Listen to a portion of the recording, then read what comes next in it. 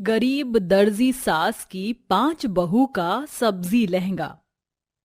ए, मेरे लिए जरा चखना बना कर ला। और नींबू भी। नींबू के बिना दारू पीने में मजा ही नहीं आता है। शुभम, शिव, कार्तिक, राजीव और मोहित, ये 5 भाई हाथों में शराब की बोतल लिए शराब पी रहे होते हैं और अपनी अपनी पत्नियों को कुछ न कुछ लाने के लिए बोल रहे होते हैं कि तभी वहाँ उन 5 की माँ जानकी आ जाती है। 5 बेटे हैं, लेकिन इनमें से एक बेटे का भी सहारा नहीं है। जब देखो 5 शराब पीकर इधर से उधर पड़े रहते हैं। अरे तुम 5 की शादी हो चुकी है, अब तो सुधर जाओ। क्या माँ, तुम भी ना जब देखो अपना ये प्रवचन शुरू कर देते हो। तुम लोग ऐसे नहीं सुधरोगे, अभी बताती हूँ तुम लोगों को। इतना कहकर जानकी पास में ही रखे एक डंडे को उठाती है और अपने 5 बेटों को डंडे से मारना शुरू कर देती है, जिसके बाद जानकी के 5 बेटे घर छोड़कर भाग जाते हैं। जानकी को ऐसा करता देख जानकी की बहुएं उसे रोकती हैं। रुक जाइए माँ जी, क्यों इन्हें मारकर आप अपने आप को तकलीफ दे रही हैं? आप जानती हैं ना ये कभी नहीं सुधरेंगे। इनके हाथ से ये दारू की बोतल कभी भी नहीं छूटेगी। तुम 5 मुझे माफ कर दो। इनकी शराब और जुए के आदत से मैं बहुत परेशान हो गई थी। मैंने सोचा कि शादी हो जाएगी, कंधों पर जिम्मेदारी आएगी तो काम धंधा शुरू कर देंगे, लेकिन मेरी इस गलती की वजह से तुम 5 की जिंदगी खराब हो गई। नहीं माँ जी, ऐसा मत कहिए।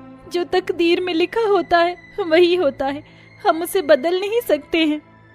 जानकी की 5 बेटे दिन रात शराब और जुए में ही लगे रहते थे, जिसके चलते अपने घर का खर्च निकालने के लिए जानकी को सुबह से दोपहर तक दर्जी का काम करना पड़ता था और वहीं शाम को सब्जी बेचने मंडी जाना पड़ता था।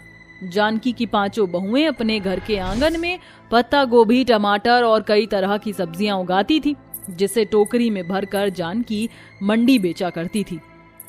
सब्जी ले लो, सब्जी हरी हरी ताजी ताजी सब्जी, खेत से निकली हुई ताजी सब्जी ले लो। ऐसी ताजी सब्जी पूरी मंडी में आपको कहीं नहीं मिलेगी। 1 किलो गाजर और 1 किलो पत्ता गोभी देना। ये लीजिए आपकी सब्जियां, वापस जरूर आइएगा। चलो, सारी सब्जी बिक गई है और घर जाने का भी समय हो गया है।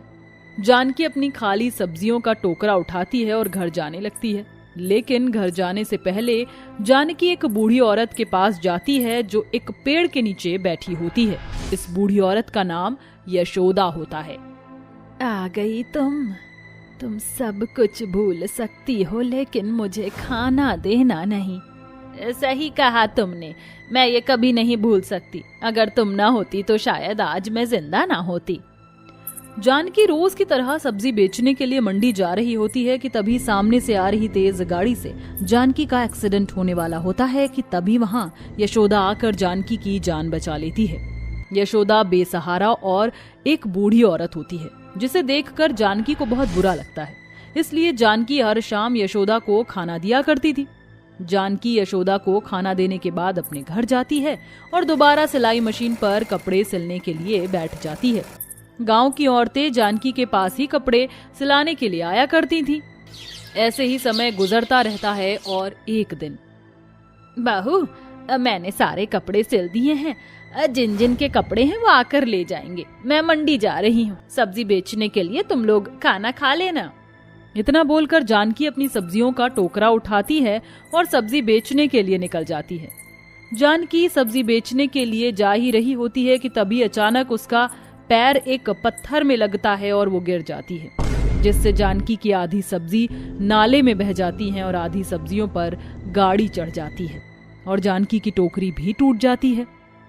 हे भगवान, क्या हो गया? सारी सब्जियां तो बर्बाद हो गई।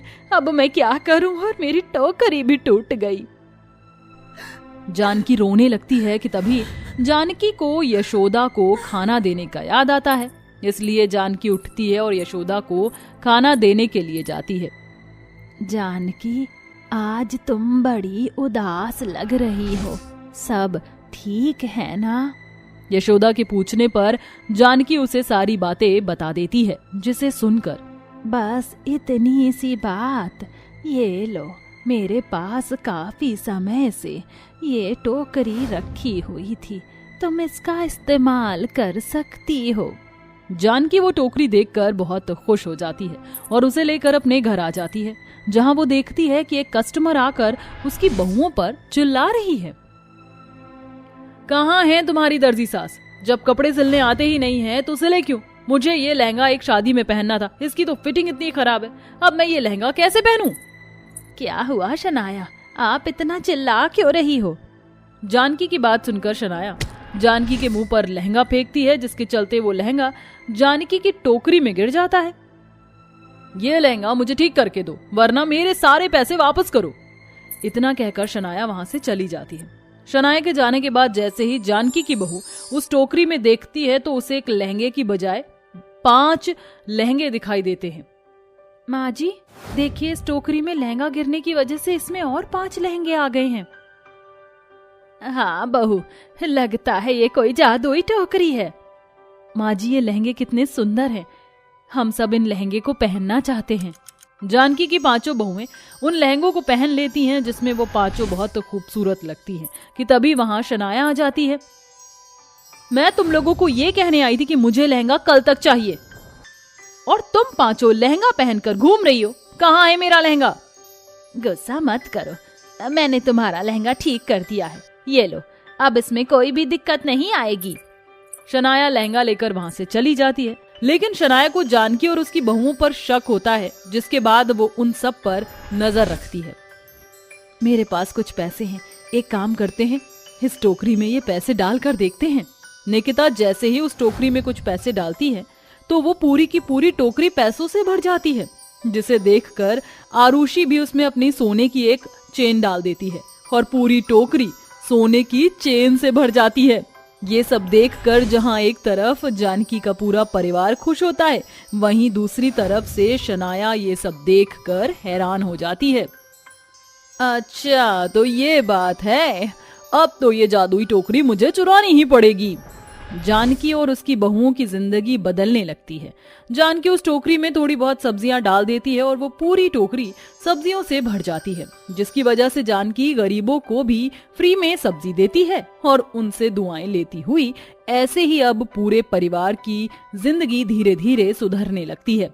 एक रात जब सारा परिवार सो रहा होता है तो शनाया चुपके से उनके घर में घुसती है और वो टोकरी चुरा कर वहां से भाग जाती है कि तभी थोड़ी देर में पल्लवी की आंखें खुलती हैं और टोकरी गायब होती है।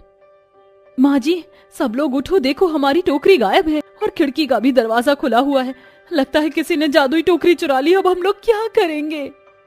बहू मुझे तो शनाया पर शक है, देखा नहीं तुम लोगों ने, आजकल को हमारे घर के आसपास ही रहती है, मुझे तो लगता है उसने ही चुराया होगा, चलो हम लोग उसके घर चलते हैं। जानकी और उसकी 5 बहुएं जल्दी से शनाया के घर की तरफ निकलती हैं। वहीं दूसरी तरफ अब तो मैं इस जादुई टोकरी की मदद से अमीर हो जाऊंगी। ये सोने का सिक्का इस टोकरी में डालते ही ये पूरी की पूरी टोकरी सोने के सिक्कों से भर जाएगी। शनाया जैसे ही उस टोकरी के अंदर सिक्का डालती है तो वो सोने का सिक्का पत्थर में बदल जाता है और वो पूरी टोकरी में से सिर्फ पत्थर ही पत्थर निकलने लगते हैं और देखते ही देखते शनाया का आधा घर पत्थरों से भर जाता है, जिसे देखकर शनाया घर से बाहर भाग जाती है कि तभी वहां जानकी और उसकी बहुएं भी आ जाती हैं। माँ जी इतने सारे पत्थर, इसने इस टोकरी को गलत इरादों से चुराया था, इसलिए इसके साथ ऐसा हुआ। इस टोकरी का कोई और गलत फायदा ना उठाए, इसलिए इस टोकरी को मैं आज यहीं तोड़ देती हूँ। इतना कहकर जानकी उस टोकरी को तोड़ देती है और उस टोकरी का जादू वहीं खत्म हो जाता है।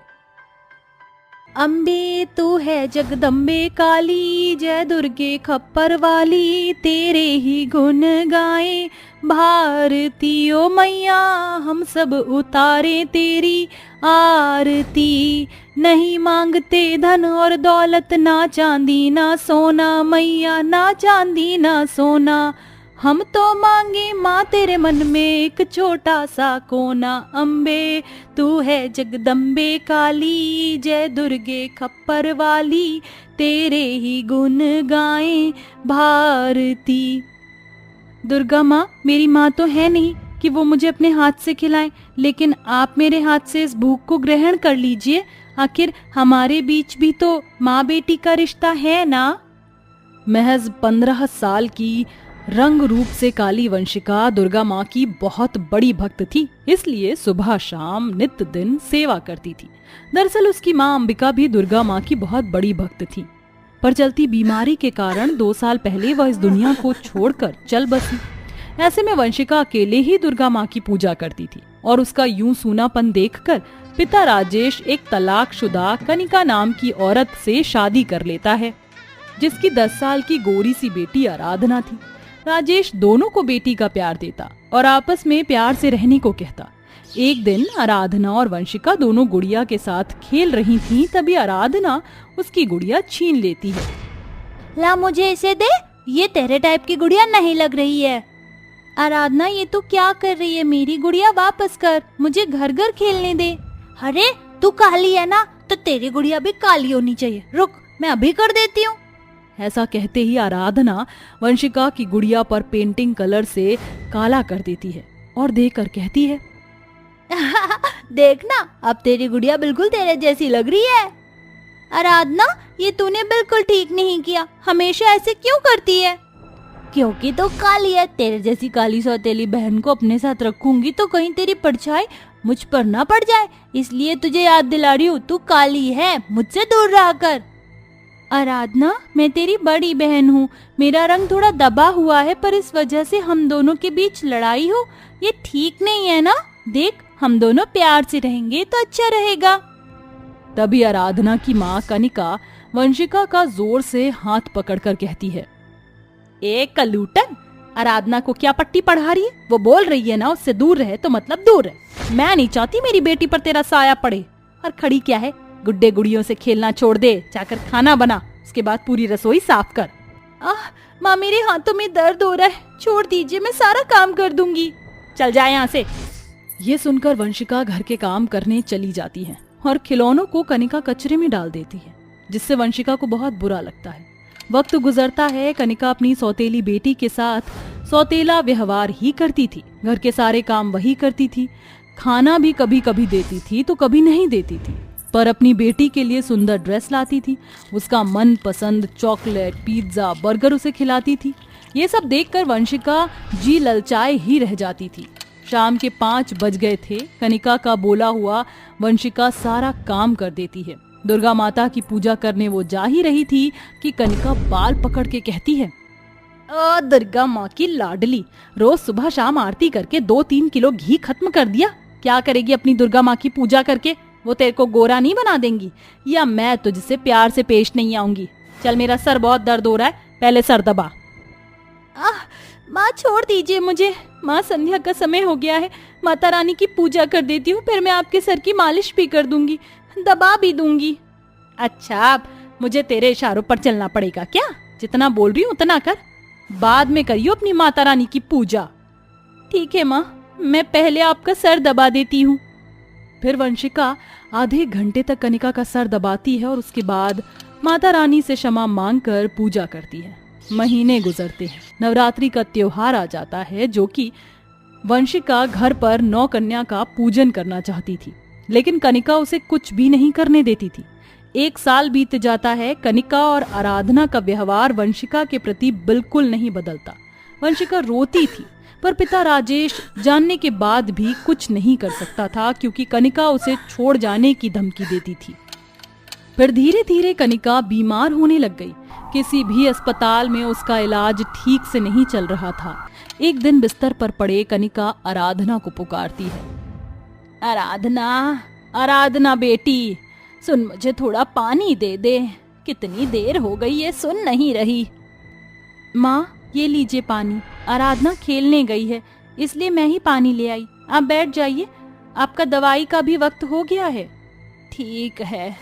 तभी वंशिका कनिका को दवाई और पानी दे देती है और परेशान होकर वो माता रानी से कहती है, हे माता रानी, कई महीनों से माँ की तबीयत बहुत खराब है, वो बिल्कुल भी ठीक नहीं हो रही हैं। प्लीज माता रानी, माँ को ठीक कर दीजिए, मैं उन्हें ऐसी हालत में नहीं देख सकती। तभी राजेश पीछे से आकर अपनी बेटी के सर पर हाथ रखकर कहता है, वंशिका बेटा, कनिका तेरे साथ कैसा बर्ताव करती है, फिर भी तू उसकी परवाह करती है। देख, तेरी माता रानी के 9 खास दिन आने ही वाले हैं। कल से क्यों ना हम नवरात्रि मनाएं और 9वें दिन कन्या का पूजन करें। हाँ पिताजी, मैं भी यही चाहती हूँ। ठीक है, मैं पूजा का सामान ले आता हूँ। कल सुबह तुम चौकी की स्थापना कर देना। पूजा का सामान और माता रानी की नारियल चुन्नी वो ले आता है। अगले दिन वंशिका माता रानी की मूर्ति के साथ स्थापना कर देती है और 9 दिन तक सुबह शाम व्रत रखकर उनकी पूजा करती है। इस बीच अपनी बीमार सौतेली माँ का ख्याल भी रखती है, क्योंकि सगी बेटी को तो अपनी माँ की कोई चिंता नहीं थी। 9वें दिन वो राजेश के साथ माता रानी की पूजा करती है। आराधना बेटा, तू भी आजा। अरे आप दोनों ही पूजा कर लो, मेरी गेम चल रही है, मुझे पबजी खेलना है अभी। कोई बात नहीं पिताजी, आइए हम पूजा शुरू करते हैं। बोलो माता रानी की जय। ओम जय अम्बे गौरी, मैया जय श्यामा गौरी, तुमको निश दिन ध्यावत हरि ब्रह्मा शिव जी। ओम जय अम्बे गौरी। सचिया जोता वाली माता रानी तेरी सदा ही जय।